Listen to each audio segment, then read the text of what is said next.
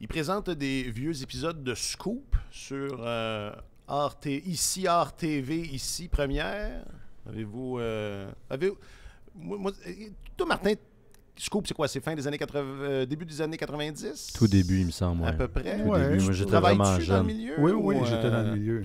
Regardais-tu la série? Oui. Parce que nous autres, on était jeunes. Et, moi, j'étais très jeune. Je ne l'ai moi, pas vraiment regardé. Ah oui, à ce point-là? Bon, mais ça, t'es bien jeune. Je vais te sortir les... Je vais te sortir les années. Ouais, parce que ça manque de chiffres. 8 janvier 92, là, j'avais 6 ans. Pour écouter Scoop... C'est là que notre différence d'âge est pareil, marquante. Ouais, parce que moi, c'est ça. Moi, j'étais capable d'opérer la télécommande. C'est pas que je l'opérais pas, c'est que j'avais probablement aucun intérêt à 6 ans pour écouter ça. De 6 à 9, là, de 92 à 90. Bon, mais regarde, on va jaser entre adultes. Tu peux nous écouter. Ça veut dire que tu avais comme 4 ans quand j'ai commencé à être journaliste. Je suis né en 85, là, donc fais ton calcul. Tu avais 5 ans. Je suis en 80. Fait que aujourd'hui, notre différence d'âge n'est pas si mal, mais c'est vrai que pour écouter Scoop, là, c'était une grosse affaire. Mais j'allais dire, donc, je sais pas jusqu'à quel point... Je pense pas que je fantasmais d'une carrière en communication. Je suis pas tant un gars d'écrit, de toute façon, là, mais je sais pas jusqu'à quel point j'étais... je pense pas que je me voyais dans cette carrière-là, mais définitivement que le journal, ça m'intéressait. Puis, écoute, c'est écœurant de regarder ça, aujourd'hui avec le recul. Avec le recul. Puis là, je suis dans l'épisode où est-ce qu'ils fondent le Scoop. Tu sais, j'avais comme un peu tout oublié ça. Ils fondent un Scoop? Ils fondent un journal. OK. Le journal s'appelle Scoop. Le journal s'appelle Scoop. OK. Pas longtemps après le début. Je pense que c'est la 3e saison. Tu sais, rapidement, parce que c'est l'Express. Ça a duré 4 saisons. Ah, pas plus que ça? Non, je viens de D'accord. Sur 4 saisons. Puis moi, j'aimais beaucoup le personnage de Claude Léveillé. Émile Rousseau, de Roussac. Ouais, en tout cas. Ça a pas mal vieilli? Assez mal, oui. OK. Parce que j'ai regardé d'autres émissions écrites par le même auteur, puis dans le cadre d'une émission de radio, à l'époque, j'avais réécouté des épisodes de Lancer Compte. Tu parles de Fabien Larouche? Non, je parle de Régent. Mais que j'avais plus écouté Lancer Compte parce que j'aimais le hockey. Ouais. Puis bon, c'était plus facile à suivre. Tu connais ça? Je connaissais ça. Puis j'ai réécouté les épisodes de l'an 50, puis Dieu du ciel, ça vieillit. Mais elles sont rares les séries que tu peux regarder 30 ans après, puis te dire, mais c'est encore très actuel. C'est encore... Alex nous sort genre la crème américaine. Mais, Le Seigneur des Anneaux. Ça a plutôt bien vieilli. Le film? Oui. Je sais pas. Moi, je trouvais que c'est mal né. Donc, je ne sais pas si ça a bien. C'est parce que ça n'a aucun goût. Mais tu parles de l'an 50. Justement, il en est repassé des vieux épisodes, j'imagine. C'est peut-être sur Uni, enfin. Et ils mettent un avertissement au début, genre, cette série a été tournée à une époque où on était moins... non, c'est pas ça. Là, on était moins, comment dire... primate. Alors, ben voilà. Je sais pas, c'est un succès souvenir. J'avais envie de faire un peu dans les arts audiovisuels. Je sais pas, c'était les Oscars. Mais ils font ça souvent à RTV. À un moment donné, il avait fait la même chose avec 4,5. Ça, j'étais fan. Constamment. Je les avais tous écoutés, je pense. Les parents, La vie. La vie, c'est bon aussi. On peut revivre ça. Friends, je sais que les gens regardent. Exact, en anglais. C'est le genre de série que tu regardes, puis ça reste un thème universel de tous les temps, l'amitié. Voilà. Alors, de toute façon, on va faire dans la mélancolie un peu aujourd'hui, parce que Kent Hughes est content, un patron nommé Brière, et de l'excellence, autant au niveau individuel que collectif. C'est tellement hockey, épisode 228.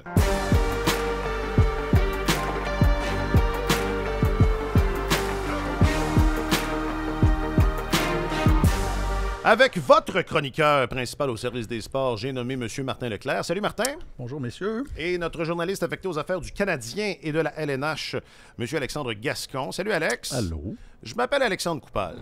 Si tu me disais qu'on aurait une moitié de l'équipe de Laval à Montréal presque, c'est sûr qu'il y a plusieurs choses qu'on n'attendait pas, incluant les blessures qu'on a vécues cette année, mais fier de l'équipe.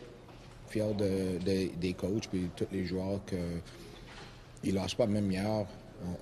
Quand j'ai checké, je pense qu'on perdait 4-0, puis on avait peut-être 6 shots au net, mais ils n'ont pas lâché. Alors, ça démontre que l'esprit d'équipe qu'ils ont, puis l'engagement de jouer à chaque match, puis ça crée un environnement pour nos jeunes joueurs. Puis des leçons. Pour des leçons aussi, c'est pour la culture, puis pour la future. Ah, des leçons, que c'est instructif, période de nos vies. C'était Kent Hughes qui rencontrait les journalistes en marge de la réunion des DG en Floride. Il commentait, quand il fait référence au match d'hier, c'était le match de lundi entre le Canadien et l'Avalanche, qui était effectivement très mal, très mal entamé. Reste que on a de la matière, le Canadien qui a joué lundi et mardi soir, et qui a continué d'être le Canadien dont on parle depuis le début de la saison. C'est-à-dire que ça reste remarquable à quel point cette équipe-là ne se laisse pas abattre. Non, mais je veux dire, c'était lundi, ça faisait pitié. Là. Et samedi aussi. Et mardi aussi? Samedi. Samedi, oui, exactement. Oui. Non, puis toute la semaine, on y reviendra, mais tu sais, toute la semaine, le narratif, c'était, malgré le fait qu'on était sur des séquences de 4, 5, 6 défaites consécutives, le narratif, c'était, on peut jouer contre n'importe qui. Martin, c'est lui, à un moment donné, qui a dit, on a tout ce qu'il faut pour gagner, mais tout ça dans un climat de défaite perpétuelle. Reste qu'ils ont finalement mis fin à cette séquence de défaites mardi contre les Pingouins. Puis, c'est, comment dire... C'était pas tant supposé. C'était pas tant normal. Mais ça aurait pas dû. La différence dans ce match-là, c'est les gardiens. C'est vrai. Tout simplement, les Pingouins auraient dû gagner, auraient dû remporter ce match-là. Jarry a été mauvais et Montembeault était excellent. Puis, c'est là que ça s'est joué. Sinon, ça aurait été une 8e défaite d'affilée. Puis contre l'Avalanche, ils se sont battus, c'est vrai, mais en troisième période, ils sont revenus menés pas mal par Josh Anderson, je trouve, qui vraiment se démenait là, comme un diable dans l'eau bénite pour essayer d'insuffler un peu de vie à son équipe. Alors ça, c'est tout à son honneur, mais c'est une formation qui, à la base, manque de talent pour rivaliser contre ces équipes-là, qui, là, en plus, est décimée. On approche de la fin de la saison, il y a tout un contexte. Les Devils les ont asphyxiés carrément, puis on a vu qu'il n'y avait pas les ressources nécessaires pour briser cette espèce de jeu fermé qu'ils leur ont imposé à partir de la deuxième période, là, après avoir dominé complètement la première. Puis dans le cas de l'Avalanche, c'est un déficit de talent. Puis contre les Pingouins, c'est plus un coup de chance là, à quelque part là, qui s'en sortent avec la victoire. Alors, c'est ça. C'est pas... c'est pas qu'ils ont particulièrement bien joué. C'est pas comme le Canadien du début de la saison où ils étaient surprenants par leur performance collective parfois, là, avec un jeu d'ensemble assez étanche, puis aller battre un Toronto, par exemple. Où, là, c'était vraiment un match volé là, qu'ils auraient dû perdre. Donc, j'ai pas l'impression que ça s'est replacé tant que ça dans cette séquence-là.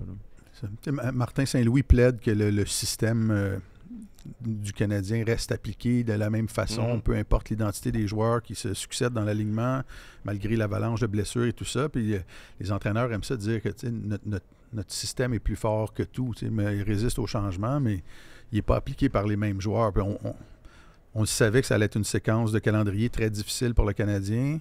Ça a été quoi, 24-6 les chances de marquer pour l'Avalanche du Colorado lundi. Hier, ça a été 18-7 pour Pittsburgh. Possession de rondelles, 66-34 en faveur de Pittsburgh. C'était une domination totale. Là. Et si Tristan Jarry n'avait pas été lamentable en première période, ça aurait probablement été une victoire des Pingouins.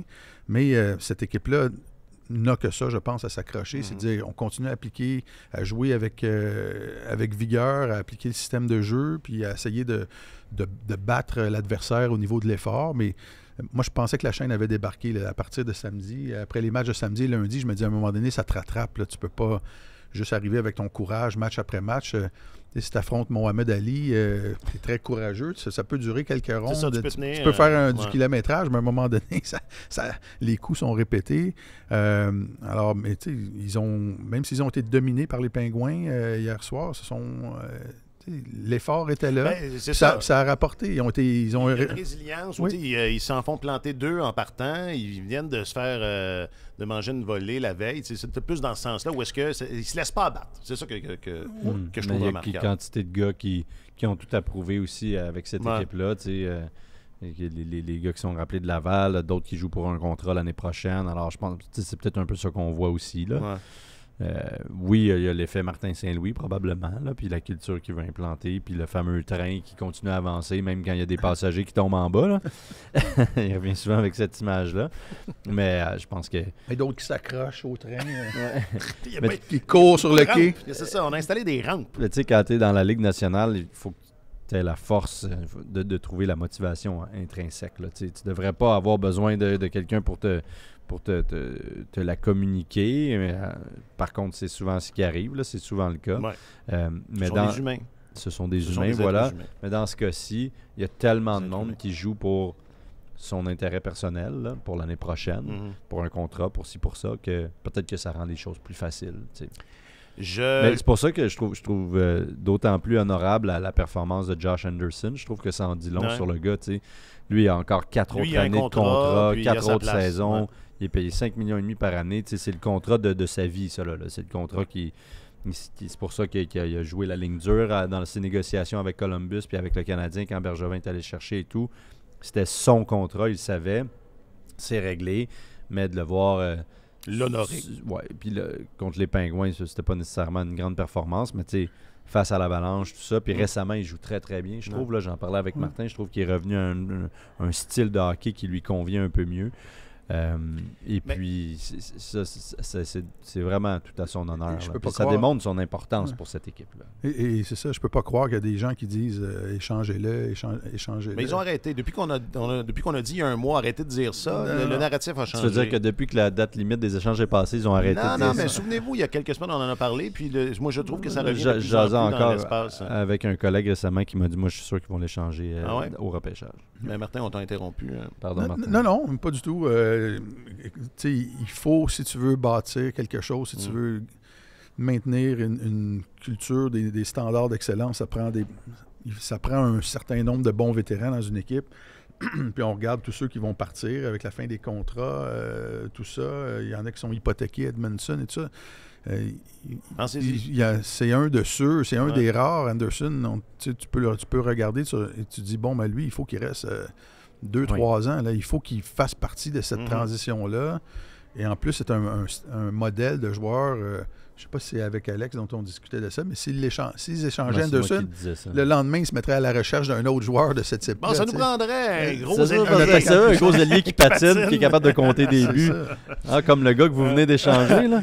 Et vous me faites penser parce que quand Martin Saint-Louis est arrivé, souvenez-vous, il disait qu'il prônait que l'intelligence du jeu, c'était quelque chose qu'il pouvait enseigner. Puis entre nous trois, on se demandait si des gars comme Gallagher, des gars comme Anderson, qui sont peut-être davantage instinctifs ou enfin qui jouent d'une façon qui procèdent de façon assez simple, là, c'est-à-dire nord-sud, puis on y va. Moi, je remarquais récemment que il y a peut-être une amélioration, effectivement, dans son intelligence du jeu. Je le vois compléter des passes. Peut-être que je ne remarquais pas avant aussi. Là, mais quelques belles passes contre le Colorado, quand il a attendu l'arrivée de Matheson en deuxième vague pour lui remettre la rondelle, tout ça. Effectivement, c'était peut-être des choses qu'on voyait moins. Ajouté des affaires, peut-être. Mais il est revenu aussi à sa bonne vieille recette. Ouais. Là, c'est une question de dosage, je pense. Ça, peut-être. C'est ça. Mais ça va demeurer son pain et son beurre. Oui, c'est correct. Puis dans le cas de Gallagher, c'est différent parce que Gallagher, il n'a pas sa taille, premièrement. Il n'a pas son coup de patin. Lui, il ne peut pas se reposer sur des outils. Martin dit souvent, pour jouer dans la Ligue nationale, ça te prend une qualité dominante, quelque chose qui ressort vraiment plus que les autres. Gallagher n'a aucune qualité dominante, à part sa détermination. C'est ça. Mais en termes de technique, là, du hockey, il n'y en a pas. T'sais. Alors, évidemment, c'est sa détermination, son courage, son désir de vaincre, tout ça. Mais lui ralentit. Lui, là, commence à être pas mal blessé, d'ailleurs. Pas de nouvelles. Mais apparemment qu'il magasine. Un peu surprenant. Sur l'île, cherchant une place. Puis, non, je dis ça, j'en sais rien. Là, mais j'ai lui, l'impression que ça va finir comme lui, ça. c'est une question de prolonger sa carrière carrément. Ouais. Pas se réinventer, mais ajouter des cordes à son arc. S'il y arrive, ça va lui permettre de demeurer dans la Ligue plus longtemps. Ou d'avoir un rôle plus important plus longtemps. Anderson, lui, peut encore se rabattre sur ses qualités dominantes. C'est pas obligatoire pour lui parce que en jouant comme il le faisait avant, il a quand même déjà marqué 27 buts dans la Ligue nationale. Puis il va peut-être 17 puis 19 à ses deux premières saisons avec le Canadien, mais en moins de matchs, là, c'était à chaque fois un rythme d'à peu près 24-25. Donc depuis qu'il est avec le Canadien, c'est un marqueur de 25 buts. Là. Alors, c'est ça. Lui, il peut se reposer sur des qualités que Gallagher n'a pas. Dans le cas de Gallagher, c'est plus une question de survie, je pense. Ouais. Puis en début de saison, j'ai l'impression qu'Anderson s'était égaré un peu, justement, en essayant d'appliquer trop les concepts ou les ajouts. On ne le voyait pas. Oui, c'est ça. C'est devenu un joueur de finesse un peu qui essayait juste de jouer au hockey. Là. Et quand il patine, quand il pratique un échec avant, quand il essaie de déborder les défenseurs, quand il fonce au filet, c'est un joueur extrêmement dangereux dans la Ligue nationale. Et c'est une des belles histoires dans le dernier droit de la saison pour le Canadien. Lui et Matheson. Matheson. Matheson, on n'en parle pas assez. Non, Matheson, c'est un joueur dominant absolument depuis... Pas les Pingouins, qu'est-ce qu'ils se disaient hier quand même. Quand il le voyait voler sur la patinoire. Ouais. C'est fou, hein? C'est fou. C'est pour Jeff Petrie qui a une saison correcte là, à Pittsburgh. Là. La différence d'âge, il y en a un qui progresse, l'autre progresse. Petrie a une bonne saison, mais est-ce qu'il a progressé cette année comme Matheson? Non, il a même un peu régressé par rapport à ses meilleures années à Montréal. Il a 5 ans de plus. Son contrat est une année de moins, mais il est plus cher payé. Puis comme je viens de le dire, il est beaucoup plus vieux. Donc, non, c'est pas un bon échange. Dirais-tu qu'il est plus vieux? Dirais-tu que Petrie est plus vieux? Est-ce que c'est ça que le fin mot? Ouais. Non, je dis on n'en parle pas assez. C'est vrai que c'est une... on va en parler à tous les semaines, dorénavant. Préparez-vous. Je veux un petit quelque chose sur Matheson. Il est le fun à voir. Il est vraiment le fun à voir. Il me rappelle Malahov.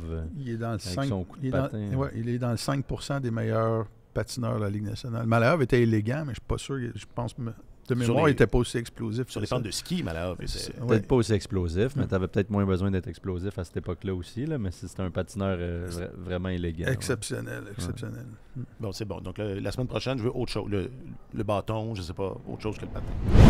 Normalement, même si je crois que j'ai des réponses, j'aime beaucoup de demander des conseils des autres. Puis j'avais demandé à Vincent, puis le Cavalier, puis il avait dit écoute, quand tu repêches un joueur, tu le repêches pour son potentiel.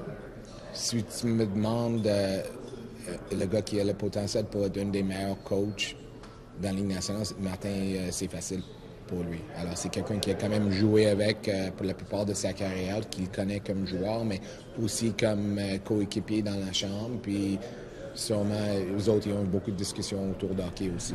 Donc, Kent Hughes, toujours en marge de la rencontre des DG, interrogé sur Martin Saint-Louis. J'ai choisi cet extrait-là, puis j'ai fait exprès, je fais un détour par ça, parce que vous pensez de quoi de cette idée-là qu'on repêche un joueur pour son potentiel? Pourquoi ne pas appliquer la même philosophie quand il s'agit de choisir un entraîneur? Moi, je suis pas convaincu qu'on compare des pommes avec des pommes. Mm-hmm. Alors... analogie fruitière. On t'écoute, Alex. Ce serait avec des ananas, peut-être. Oh, intéressant. Je sais pas, mais je trouve ça intéressant comme réflexion. Oui, c'est pour ça qu'on en parle. C'est inédit. Oui.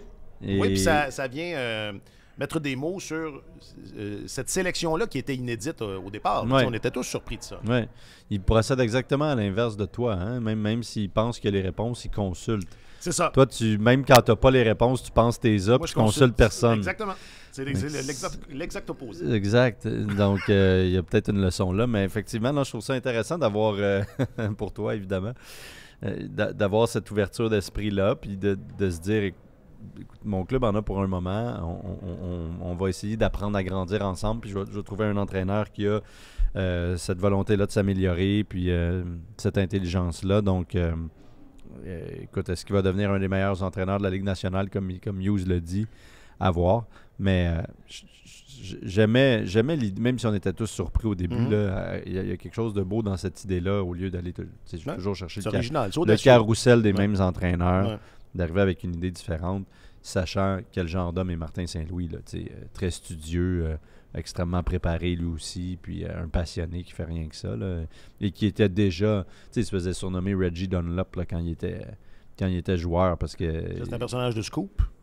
Non, c'était un ancien joueur-entraîneur. Et puis... je pensais que c'était pas le nom du personnage. Slapshot. C'est Slapshot. Exact, c'est ça. OK, je pensais que... C'était de Scoop. C'était un joueur-entraîneur, et puis je sais plus qui, là, à Tampa Bay avait commencé à le surnommer comme ça, à l'époque où il jouait, parce que justement, il était extrêmement intéressé par le truc. Alors non, c'est un choix audacieux, oui, mais qui à ce jour encore semble bien fonctionner. Puis j'ai hâte de voir jusqu'où il pourrait se rendre. Ouais. Un entraîneur, habituellement, dans la Ligue nationale, quand tu l'embauches, c'est supposé être un produit fini. C'est pas supposé dire, viens, tu vas te développer dans la Ligue nationale. Donc, c'était très audacieux de la part du Canadien. Puis, je pense que la comparaison est un peu... La comparaison est un peu boiteuse parce que, justement, quand tu repêches un joueur aussi, tu le repêches pour son potentiel, mais tu lui laisses généralement 4-5 ans pour se développer. Il va avoir des années avant d'arriver. C'est ça, mais c'est rare. Habituellement, quand on embauche un entraîneur dans la Ligue nationale, c'est parce que ça va très mal et on veut quelqu'un qui va arriver, qui va être capable de replacer les choses sur les rails. Et pour avoir cette conviction-là, il faut que ce soit quelqu'un qui l'a déjà fait quelque part ou qui a du vécu. Et Martin a sauté toutes ces étapes-là et il nous impressionne tous, il faut le dire. On était tous sceptiques au début parce qu'on disait que j'étais le premier à dire ça. Être entraîneur, c'est un métier en soi qui prend énormément de temps de pratique avant de pouvoir bien le maîtriser. Et écoute, ça maîtrise de la culture... du vestiaire, visiblement, il a réfléchi au hockey durant toute sa vie. Jacques Lemaire est un exemple de ça, mais il avait quand même fait des classes avant d'arriver dans la Ligue nationale. Son talent de communicateur est exceptionnel. Parce que je pensais pas ça. Était insoupçonné. Ouais. Et le respect aussi qu'il impose, le fait qu'il était un membre du Panthéon. Donc, il y avait des outils dont d'autres entraîneurs ne jouissent pas lorsqu'ils arrivent. C'est impressionnant. Il faut le dire, c'est très, très impressionnant. Bon, ceci étant dit, j'étais au Centre Bell lundi, déguisé, incognito. En civil? Ça faisait en civil. Je n'étais pas allé depuis... je pense que j'étais là, j'étais allé faire un tour en série, le match où ils ont éliminé Winnipeg. Ça fait longtemps. Je pense que c'est la dernière fois que j'étais allé, pour vrai. Je ne suis pas allé l'année dernière. Un gars occupé. Et vous autres, vous êtes là tout le temps, puis bon... évidemment que c'est pas le même, t'as pas la même la même compréhension de ce qui se passe sur la patinoire quand tu es là que quand tu le regardes à la télé, même si à la télé, des fois, je me posais la question. Donc, c'était le match contre l'Avalanche, c'est peut-être pas le meilleur échantillon, mais je reste avec cette impression-là, des fois aussi par rapport à ce que je vois à la télé, que c'est probablement dans les dernières années, les 10 dernières années, des équipes qui jouent avec le plus... Au lieu de dire que... Des fois, je trouve que ça manque un peu d'organisation. Probablement des équipes qui jouent le plus librement. Il me semble que j'ai rarement vu autant de rondelles perdues. J'ai rarement vu autant de... la rondelle, elle fait ping-pong. Elle atterrit sa palette, puis des fois, ça marche, ça fonctionne bien, mais on dirait que le hasard y est pour beaucoup. Est-ce que c'est une mauvaise impression? Est-ce qu'effectivement, il y a peut-être moins, je ne veux pas dire de structure, mais... Il y a moins de structure. La structure est... c'est comme quand tu te fais une coiffure faussement décoiffée, tu comprends? Oui. Le style décoiffé, mais planifié. Que j'ai arboré à une certaine époque. Peut-être, je ne te connaissais pas à l'époque, parce que moi, depuis que je te connais, t'es pas très garni. Ton style est assez facile à lire. Effectivement. C'est ça. Donc, c'est faussement dépareillé, je pense. C'est faussement défraîchi. Ce que tu veux dire, c'est que ça a l'air tout croche, mais que c'est étudié? Exactement. Et puis, tu sais, Martin Saint-Louis parlait de positionless offense. Ouais. C'est comme quand tu apprends aux jeunes, il n'y a pas de position au hockey, puis tout le monde se promène, puis il y a des patrouilleurs un peu partout. Suzuki disait ça après le match aussi. C'est comme s'il y avait 5 rovers qui dit sur la glace quand ils sont dans la zone adverse. Et puis l'Avalanche, c'est assez moderne comme façon de jouer. Là. Il est différent, mais ça prend les chevaux pour faire ça aussi. Là, je veux dire, y a encore une fois, que le capitaine disait, ou non, c'est Whiteman qui disait ça, ils font beaucoup de choses auxquelles on aspire. On avait tous le goût de répondre oui, mais d'accord. Ça vous prendrait Cale Makar. C'est ça, vous n'avez pas Cale Makar, vous n'avez pas Nathan McKinnon, vous n'avez pas... Est-ce que c'est à ça que vous aspirez? Puis ça, c'est un bon plan. Mais le contraste était frappant avec le style des Devils 2 jours auparavant, mais moi, je suis grand fan de ça. Là. Ça donne du hockey excitant, c'est sûr. OK. Martin, échevelé. Il y a beaucoup d'entraîneurs qui essaient de tout contrôler, ce qui se passe sur la surface de jeu. C'est pas faisable dans un sport. C'est pas faisable, absolument. Mais quand tu essaies de pousser la limite trop loin, c'est un sport de créativité, le hockey. L'action est constamment en mouvement, c'est imprévisible. Il faut que tu sois capable d'être créatif. Et si tu étouffes ton équipe dans un système de jeu trop hermétique, tu enlèves beaucoup de dynamisme, beaucoup de chances de succès, à mon avis. Et Martin Saint-Louis a mis ça clair dès son arrivée. Là. Il a dit, écoutez, moi, ce ne sera pas un système de jeu. Des concepts. On va s'entendre sur des concepts, mais c'est ça, ce sont des grandes lignes. Il disait après le dernier match à Montréal, je pense, ou l'avant-dernier match, je veux qu'il y ait un équilibre sur la patinoire. Je veux qu'on occupe la patinoire de façon équilibrée. Et c'est aux joueurs. Ce sont des professionnels. Là, c'est à eux d'identifier les options qui s'offrent à eux. Le niveau d'exécution est certainement moins bon là, présentement, avec l'alignement. Décimé. Oui. C'est pas le même niveau de joueur, mais avec une équipe talentueuse, si tu t'entends sur la façon dont on joue défensivement, puis que tu laisses la liberté à des joueurs talentueux en attaque de créer des choses, tu peux pas te tromper. OK, ça a du potentiel. Oui, c'est pas farfelu. Pour le Canadien, tu parles? Oui. Ce style de jeu-là, oui. Pas farfelu, avec les éléments. Là, avec les éléments. Qui pourrait y avoir en place. On n'aura pas Cal McCarr l'an prochain. Là. Personne n'aura Cal McCarr. On n'aura pas. OK. 2-3 petits trucs avant d'enchaîner et d'aller à l'extérieur. D'abord, on va sortir le Benoît Pouliot-au-mètre. Je suis très fier de mon invention. Oui, je suis intrigué. Très fier de mon invention. Non, mais j'aimerais ça qu'on revisite d'ici la fin de la saison, à une ou deux reprises, où est-ce que vous situez Denis Gourianov sur le Benoît Pouliot-au-mètre? 10 étant Benoît Pouliot. Comprendre par là un joueur qui a tous les atouts, mais que pour une raison X ça se passe pas. Il n'est pas capable d'être ce joueur-là.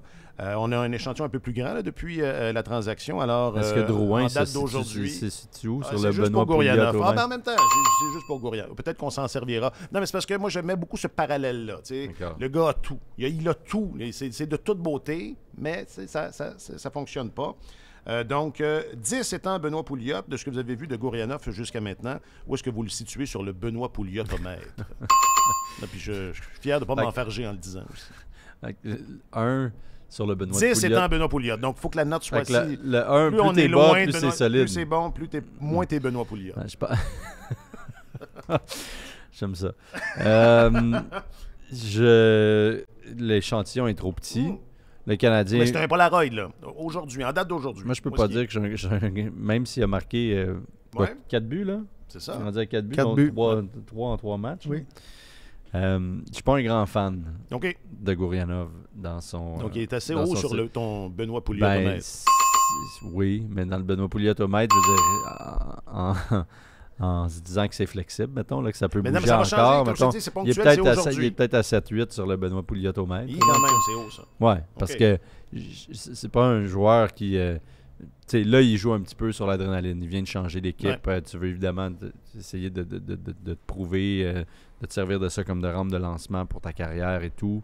C'est souvent plus facile. Ça arrive souvent qu'on voit des joueurs performer un peu plus dans ce contexte-là. Il a marqué quelques buts, effectivement. Il a tout un lancé, coup de patin, gabarit, etc. C'est de toute beauté. Mais... je sais pas, je vois souvent, malgré tout, malgré qu'il est dans un nouveau contexte qui devrait justement arracher les bandes, je vois souvent de la nonchalance dans son jeu. Je pense pas que défensivement, ce sera jamais la panacée. Remarque, c'est pas ce qu'on lui demande, mais tu dois faire ta part aussi. L'échantillon est très court. Le Canadien devra déterminer avec ce qu'il aura sous la main là, si ça vaut la peine d'essayer de se donner une chance de plus. Mais il y a encore le potentiel pour descendre de grade là, sur le Benoît Pouliot-au-mètre. Je pense que c'est ce qu'on lui souhaite. Oui, c'est envisageable. Puis bon, il gagne 2,9 millions cette année. Pour le Canadien qui, ne t'en déplaise Alex, n'aspire pas nécessairement à de grandes choses l'année prochaine, ben, ça ne coûterait pas si cher que ça lui redonner une seconde chance, là, parce qu'il n'y a pas d'argument pour être payé vraiment plus que ça. Gourianov, donc est-ce qu'ils vont vouloir prendre une chance avec lui? Ben, je pense que oui, là, probablement. Pour l'instant, moi, malgré quelques buts, je ne suis pas convaincu, mais il pourrait devenir un joueur de hockey. Puis, les Stars en ont perdu un comme ça il y a quelques années. Valérie Nichushkin, qui est rendu avec l'Avalanche puis qui fait flèche de tout bois depuis quelques années maintenant. Ouais. Le Gourianov idéal, on l'a vu son premier match avec le Canadien. Ça, c'était un bon Gourianov. Ça, tu dis, C'est le meilleur Gourianov. OK, là, tu regardais ce match-là, tu disais, s'il peut répéter ça 2 soirs sur 3, ça va être exceptionnel. Mais dans la plupart des autres matchs, on ne l'a pas vu beaucoup. Il a démontré une chose à date en 9 matchs, c'est qu'il a des très bonnes mains. Là. Le but qu'il a marqué du revers hier contre les Penguins de Pittsburgh, ça prend des mains pour faire ça. Le but qu'il a marqué samedi contre les Devils, ça entrait au poste. Dégaine, oui. Donc, un gars avec des mains exceptionnelles qu'on ne voit pas beaucoup, par contre, sur la patinoire. Ce sont des flashs. Je pense que le Canadien va vouloir plus que ça. Mais c'est un gars qui revient de loin. Il faut regarder. 2 buts en 43 matchs avec Dallas. Il est rendu à 4 en 9 matchs avec le Canadien. Donc, il montre quelque chose, mais est-ce que c'est...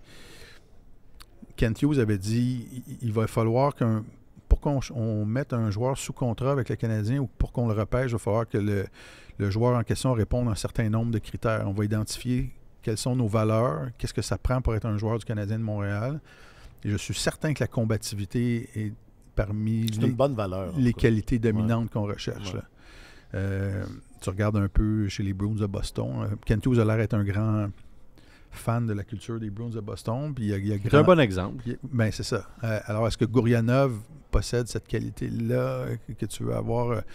Josh Anderson, là, à mon sens, Anderson, là, Gallagher, là, Raphaël Harvey-Pinard, là, c'est ce genre de joueur.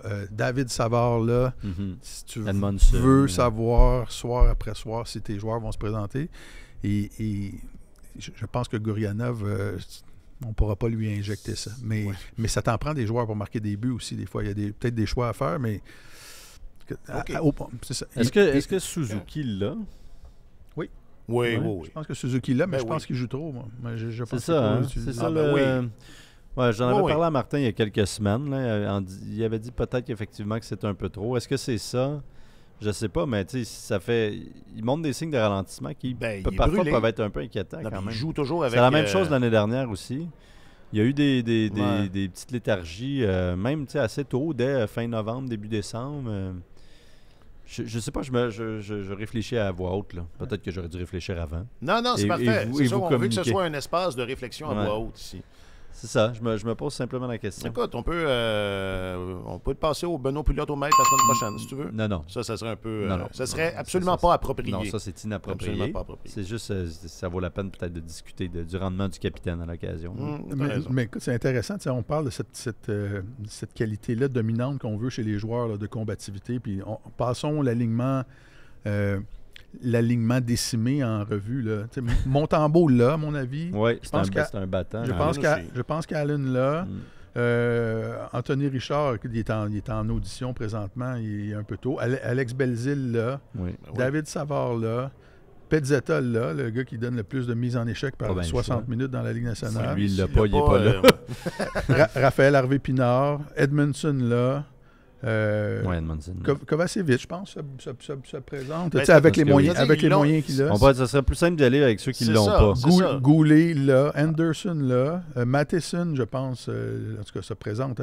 Il joue. Il se présente. Goulet, là, c'est ça. Alors, ceux qui ne l'ont pas, Drouin, Petlik, Ilonen, Hoffman. Quand même. Gourianov. Il n'y en a pas beaucoup qui vont survivre à la purge. C'est ça. Il n'y en a pas beaucoup qui seront là. Parce que c'est facile d'identifier. Suzuki est un bon exemple de ça.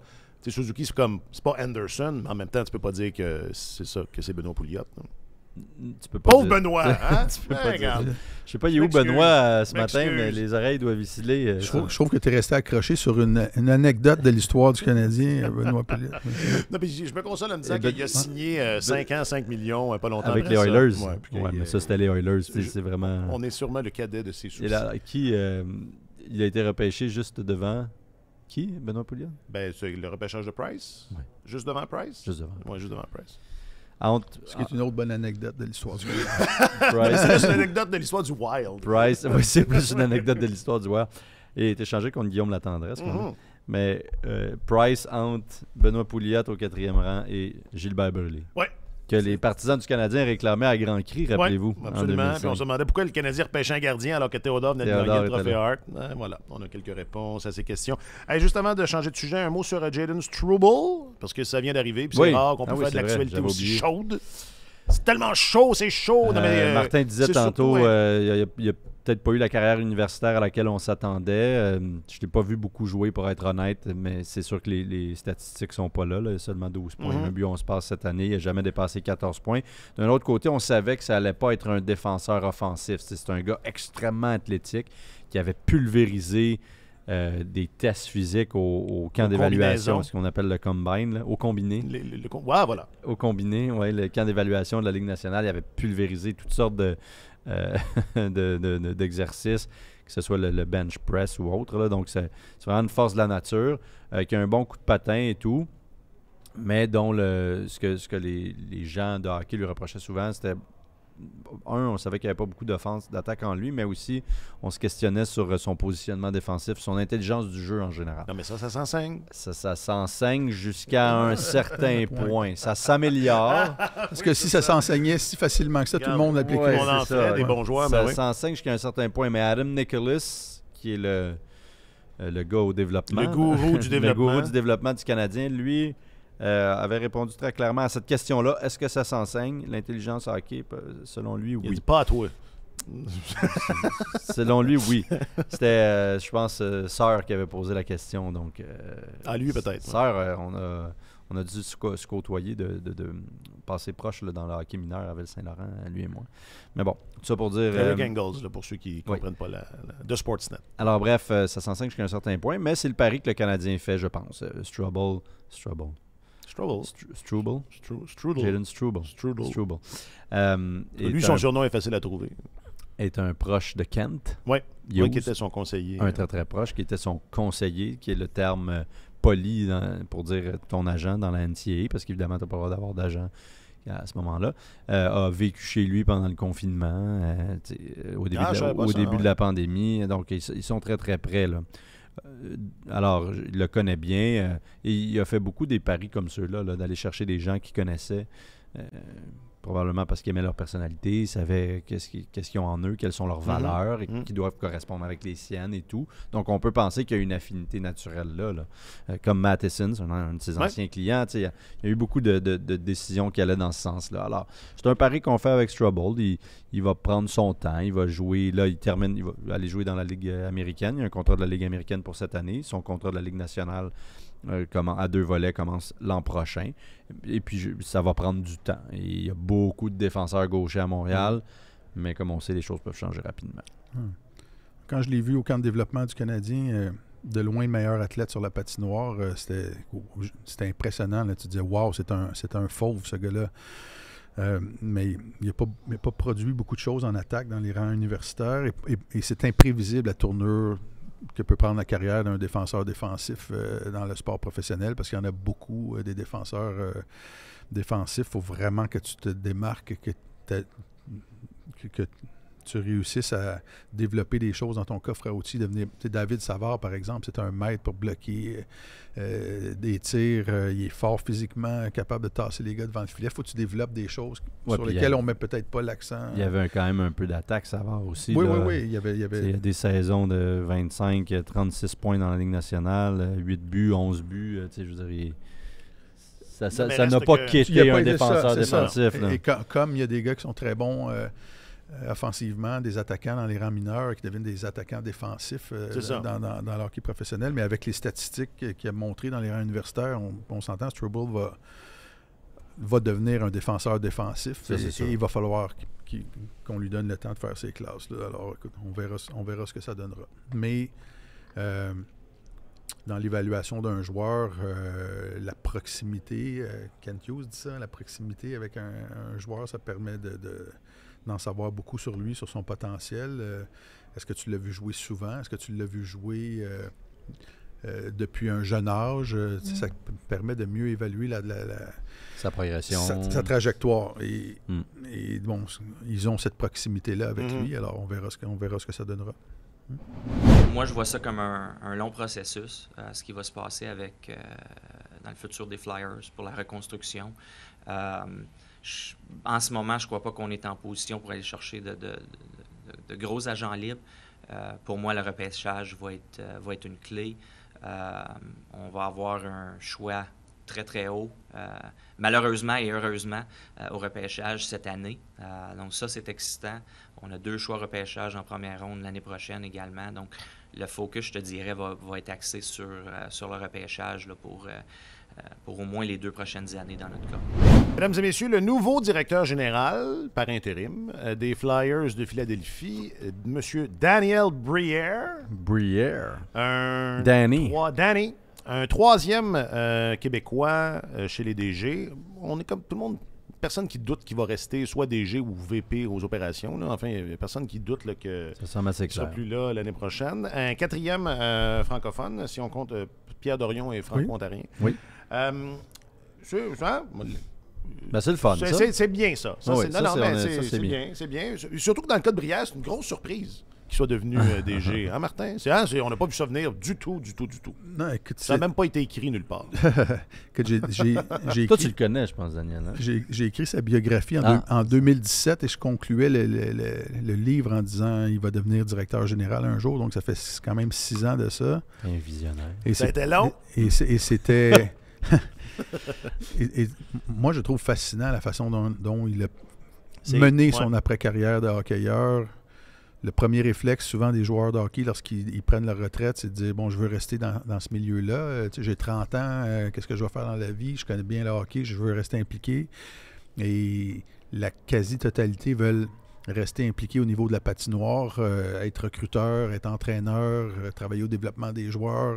C'est la voie classique là, pour rester impliqué dans le hockey. Et Daniel a pris une trajectoire différente. Il a dit, moi, je veux comprendre l'aspect affaires, je veux comprendre le business du hockey.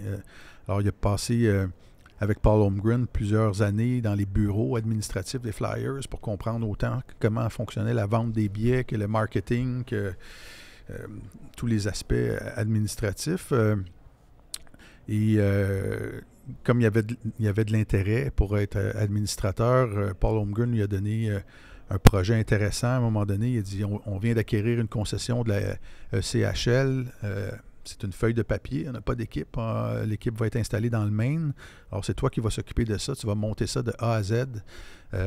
Alors, même le logo, il a participé, même avec les designers, à la confection du logo des Mariners du Maine, a embauché le personnel de soutien, entraîneur, faisait les transactions quotidiennes. C'est effectivement un beau projet. C'est très formateur. Là, c'est comme un projet universitaire de haut niveau pour quelqu'un qui veut... Et il y a Mme Camillo qui... est la présidente de Comcast Spectacor, la compagnie qui possède les Flyers, qui est venue le voir à un moment donné, qui a dit « Daniel, tu veux un jour être directeur général ou occuper un poste administratif important dans une organisation professionnelle? Je t'encourage fortement à retourner à l'école. Oui, à polir ton profil académique. Et il s'est inscrit, il a fait une maîtrise en administration des affaires à Wharton, qui est l'école d'administration de l'Université de Pennsylvanie, qui est très, très renommée. Elon Musk est sorti de là, Warren Buffett. Pas un gros fan de Elon, mais c'est pas grave. Non, mais je pense que ça marche bien, ça marche bien. Warren, l'oracle. Mais Wharton, en administration des affaires, est un peu comme la faculté de droit de Harvard. Là. C'est très renommé. Oh, oui. Donc, il a fait ses classes. Et l'année dernière, Daniel Briere était sur les rangs pour le poste de directeur général. Il était parmi les derniers candidats du Canadien interviewés chez le Canadien. Il a été, je pense, rencontré par une ou deux autres organisations aussi. Et les Flyers l'ont nommé adjoint spécial au directeur général Chuck Fletcher. Donc, il a fait ses classes, je trouve, de façon intéressante. Le seul autre, je pense, Québécois qui avait suivi un chemin semblable, c'est Luc Robitaille, qui avait travaillé beaucoup dans les bureaux administratifs des Kings pendant plusieurs années avant de devenir président de l'organisation. Donc, la préparation... c'est très important si tu veux avoir du succès dans des fonctions X. Et lui, il est bien préparé. Alors, qu'est-ce que ça va donner? J'ai hâte de voir. Mais si jamais ça ne réussit pas, ce ne sera pas parce qu'il n'aura pas fait ses classes. Il y a un beau défi sur les bras. En tout ça cas, ressemble un peu, mm. ça ressemble un peu à quelque chose qu'on connaît. Oui, mais ça va être long. Puis c'est la première fois dans l'histoire des Flyers, un peu comme le Canadien, qu'on n'a pas peur des mots reconstruction, là, puis qu'on dise que c'est la voie à suivre, puis qu'on va faire, peut-être pas tabula rasa, mais pas loin. Pas loin. Et puis là, il faut se débarrasser de contrats encombrants et onéreux, comme celui de Kevin Hayes, qui est encore sous contrat pour 3 saisons à plus de 7 millions. Il y a pas mal, il y a vraiment beaucoup de travail. Là, tous ces jeunes dont on attendait beaucoup à Philadelphie, Morgan Frost, Farabee, tout ça, là, ils sont rendus à 23 ans. Puis oui, par moments, ils ont montré des promesses attendues, mais pas avec constance. Alors, il y a vraiment là, beaucoup de questionnements. Je pense qu'ils partent de plus loin que le Canadien, où il y a certaines valeurs sûres qui sont bien implantées. Là, c'est vraiment pas clair. Là. Ouais. C'est vraiment pas clair. Noah Cates a une belle saison. Il semble avoir relancé la carrière d'Owen Tippett qu'ils ont obtenu dans l'échange de Claude Giroux l'année dernière, mais c'est pas grand-chose à se mettre sous la dent là, présentement. On parle même d'échanger Carter Hart, qui était comme la réincarnation de Carey Price là, jusqu'à tout récemment. Eux qui n'ont pas de goaler. Non, mais dans le cas des Flyers, ils n'ont pas de goaler. Ça fait 100 ans qu'ils n'ont pas de goaler. Depuis Bernard Parent. OK. Ron Extall, mettons. Ben encore là, quand c'est Ron Extall qui est ton numéro 2, tu sais. Pelle Lindbergh, ça a été leur dernier. C'est pas un joueur de soccer, ça? Non. Pelle Lindbergh, c'était... Il jouait dans le scoop. Dans les années 80. Après Bernard Parent. Parent, c'est lui qui a gagné les 2 Coupes Stanley. Il n'y avait pas d'équipe avant. 67, là. Ils sont entrés dans la Ligue nationale. Les 2 coupes des Flyers, c'est 74-75. Okay. Bernard Parent. Okay. Mais bref, tout ça pour dire que depuis ce temps-là, mettons qu'on leur donne Ron Extall, mais ils ont trouvé le moyen d'échanger Sergei Bobrovsky. Je trouve ça chien pour Robert Hesch. En disant, ou Roman Tchekmanek. oui. Il a trouvé le moyen d'échanger Sergei Bobrovsky alors qu'il a finalement gagné 2 trophées Vézina un peu plus tard. Là. Il disait qu'il n'était pas assez bon. Bref, je ne peux pas croire qu'ils vont échanger Carter Hart, mais c'est ce qu'on entend. Provorov aussi. Il y a Cutter Gauthier qui s'en vient, qui était 5e choix au total. Ça, là, c'est un nom qui fait du bien à dire, trouves-tu? Oui. Cutter Gauthier, c'est comme... Ça, c'est plus un nom de lanceur. C'est magique, Cutter. là. Ouais. C'est incroyable, j'adore ça. Ah oui, t'es à Boston College, lui? Le programme national de développement. Non, plus maintenant. Il y a tout un coffre à outils. Cutter, il est à Boston College. 37 points en 32 matchs. Il a une très bonne saison, première saison universitaire. Puis je l'ai rencontré l'année dernière. C'est vraiment une pièce d'homme. Est-ce qu'il est le meilleur marqueur dans son équipe? À BC, il ne doit pas être loin. Oui, c'est lui. Bon, quand même, à cet âge-là, quand tu es meilleur marqueur. Oui, à 18 ans, là... il est né en Suède, Cutter. Bref. Ça n'arrête pas d'être intéressant, cette conversation-là.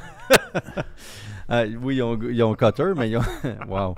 Mais ils n'ont pas grand-chose d'autre. Alors, je pense là, que ça va être très long. Puis c'est tellement de mauvais contrats. Est-ce que Ryan Ellis va pouvoir rejouer au hockey un jour? Probablement pas. Je pense qu'il est sur l'île avec Shea Weber. Il s'en va sur l'île.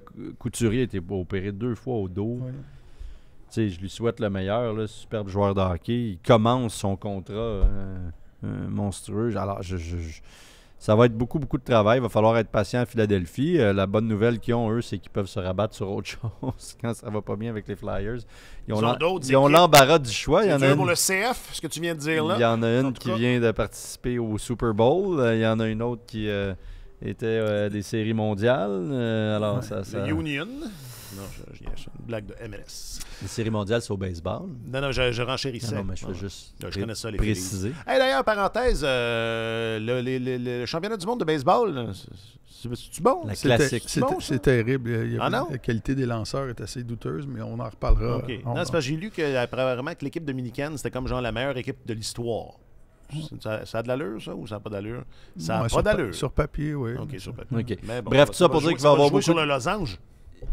Oui. Okay. Oui, il va avoir beaucoup de travail et puis là, en plus, il est un peu dans l'embarras, là. On n'est pas allé là, mais je sais j'allais oublier, c'est vrai. Ben oui, ça, c'est bête, hein? Daniel, 48 heures après sa nomination, Martin en parler son fils est en train d'enflammer les réseaux sociaux pour un grand manque de jugement. Je vais décrire la situation, là. On le voit, c'est une caméra de surveillance de ce qui semble être un club de nuit qui est à l'étage parce que l'angle de la caméra nous montre le portique, là, puis il y a a un escalier qui descend. Puis il y a une chaise roulante qui est dans le portique. Carson Puis là- Brière et le jeune homme avec la casquette blanche. Là. OK, merci. Pour ceux qui regarderont la vidéo ou qui la voient en ce moment. Donc, Carson, le fils de Daniel, bon, il s'assoit, il joue un peu avec la chaise roulante, mais c'est surtout ce qui va suivre, c'est-à-dire quand il la balance par l'escalier, comme si c'était dans le chemin puis que ça servait à rien. Comment dire... c'est ça. Il y a pas Un grand manque de jugement. Ben non, puis ne vous étonnez pas que ça enflamme les réseaux sociaux parce que c'est pas... on fait pas ça. On fait pas ça. Ouais, je pense qu'on était rendu à 15,1 millions de Sérieux, ouais? visionnements de cette vidéo-là. C'est pas encore entré dans le cycle de nouvelles à Philadelphie, cette histoire-là. À Montréal, ce matin, beaucoup de médias commençaient à en parler. Moi, j'ai été horrifié quand j'ai vu ça.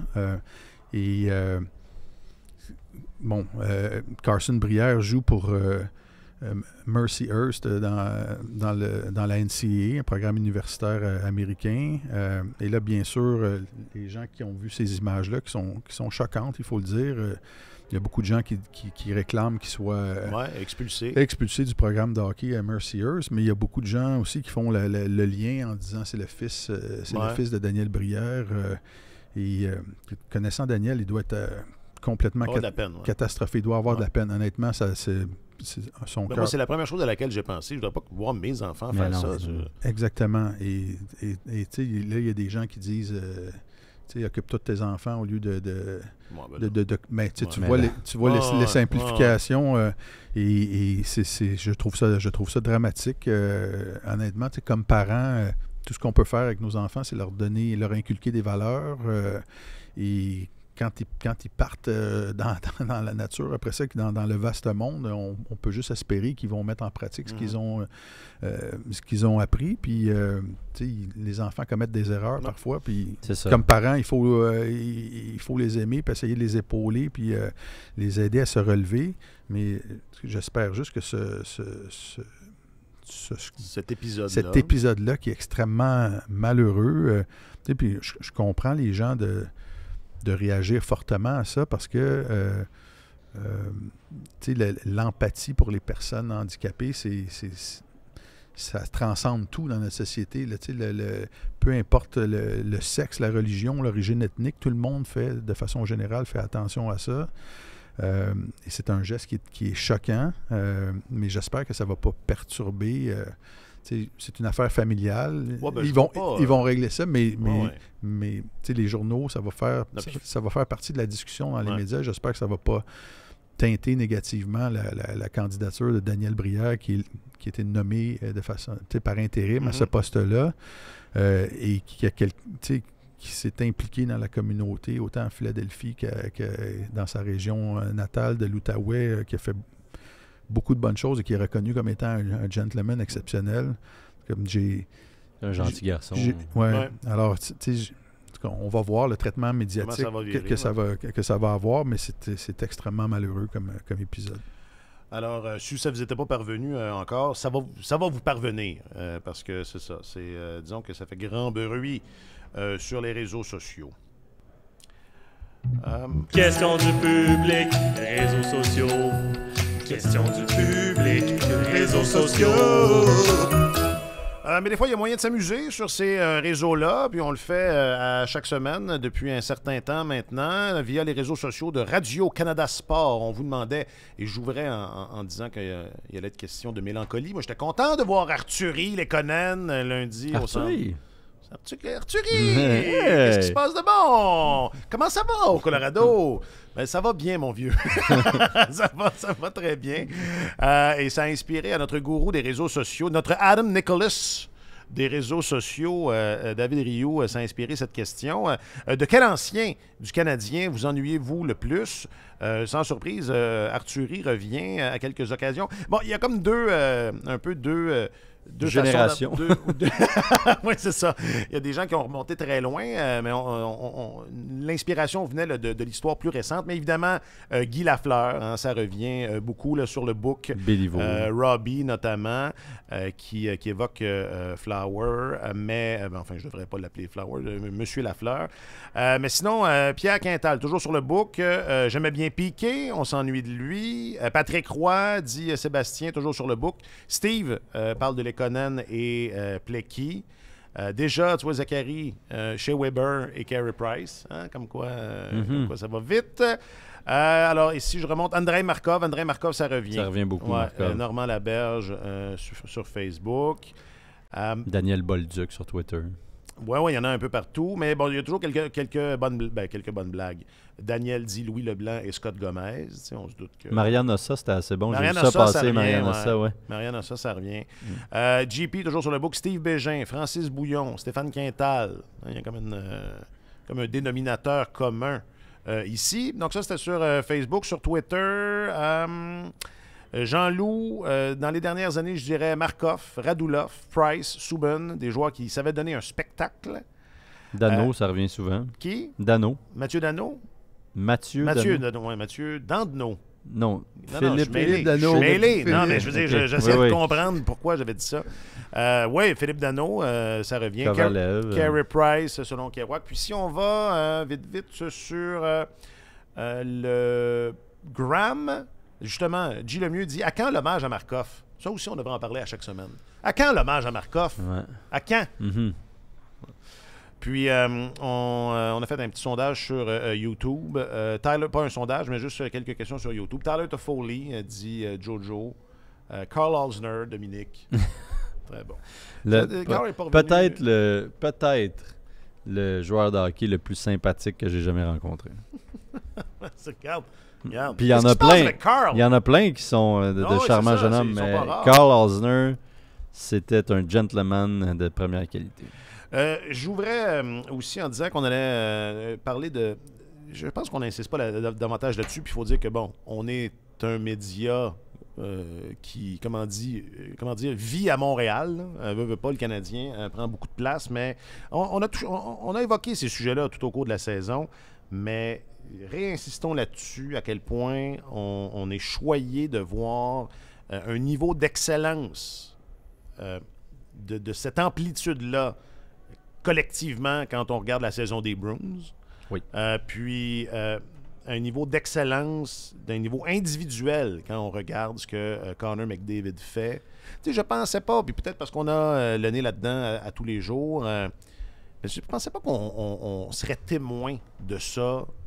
Ben, McDavid, honnêtement, non, moi, non, mais il y a des dénominateurs communs entre ces deux. Oui, c'est vrai.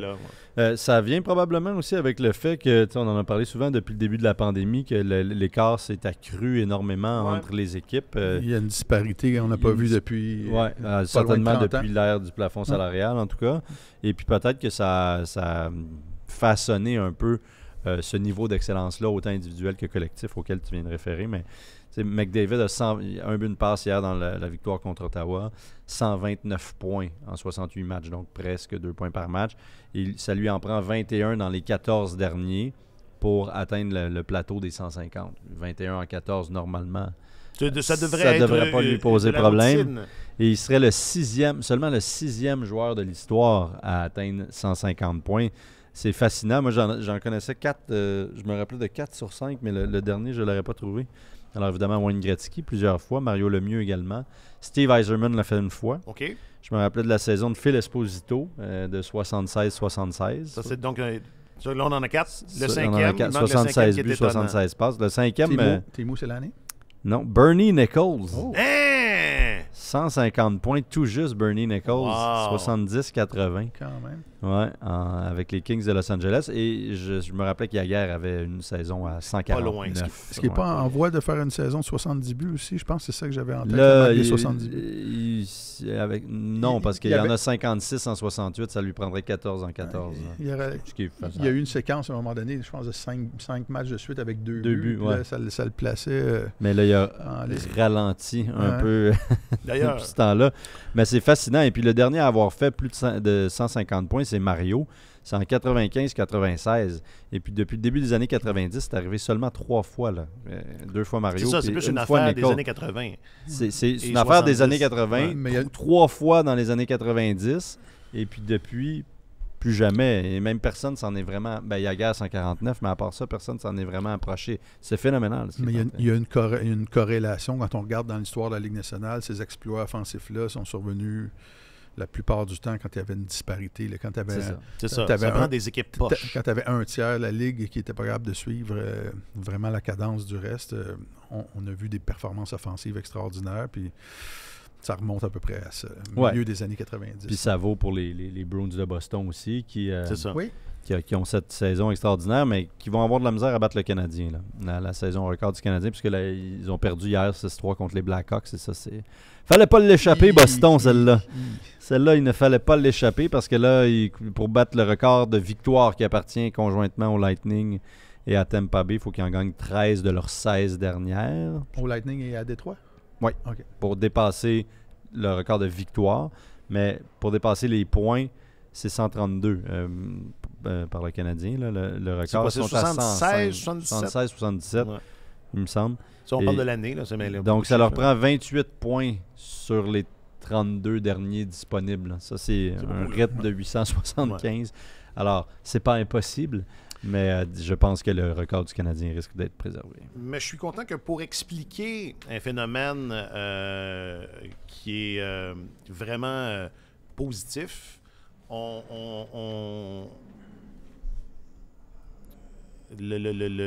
dire, la raison de ça, c'est qu'il y a vraiment plein d'équipes mauvaises. Mais reste que c'est vrai qu'elle est là, la corrélation. Et c'est difficile à comprendre parce que, bon, depuis l'avènement du plafond salarial en 2005-2006, c'était une ère de grande parité dans la Ligue nationale. Et souvent, si on regardait les communiqués ou les bulletins matinaux qui sont faits par la Ligue nationale depuis 2005-2006, c'était toujours la parité. Puis il y a encore tant d'équipes qui sont dans la course pour les séries éliminatoires avec 3 semaines à faire dans le calendrier. Puis on n'a jamais vu une telle parité. Et là, on le voit cette saison, là, la trame narrative a changé. Là, on n'a jamais vu autant de revirements dans les matchs d'équipes qui perdaient par 3 buts puis qui ont réussi à remonter la pente et tout ça. On ne parle plus de parité parce qu'on l'a complètement échappé. Je ne sais pas si c'est une conséquence de la pandémie, ou pendant la pandémie a fait en sorte qu'il y a beaucoup de propriétaires qui ont cessé d'investir de l'argent dans leur équipe de hockey, dépenser de l'argent pour acquérir des joueurs, ou beaucoup de directeurs généraux qui n'ont pas été capables de se rattraper parce que le plafond salarial était figé. Il n'y avait pas d'espace de manœuvre. Alors, ils ont été obligés de soustraire. Mais c'est fascinant de voir qu'avec un plafond salarial aussi rigide que ça, qui est supposé de vraiment équilibrer les forces à travers la Ligue, qu'on se retrouve dans une situation où il n'y a vraiment pas de parité. Là. Il y a vraiment une catégorie d'équipes qui ne sont pas capables de suivre la cadence. On n'a jamais vu autant d'équipes se saborder non plus en vue du repêchage. Là. Et Connor Bedard fait peut-être partie de ça aussi. Tous ces astres, ça ne nuit pas. Mais j'imagine, la parité reviendra. J'imagine. J'aurais tendance à le croire, effectivement, surtout quand le plafond salarial va augmenter, tout ça. Là. C'est un bon temps pour mettre son nom dans le livre des records. Alors, lâchez pas Connor et les Bruins. Lâchez pas. Comment ça va, vous autres, là?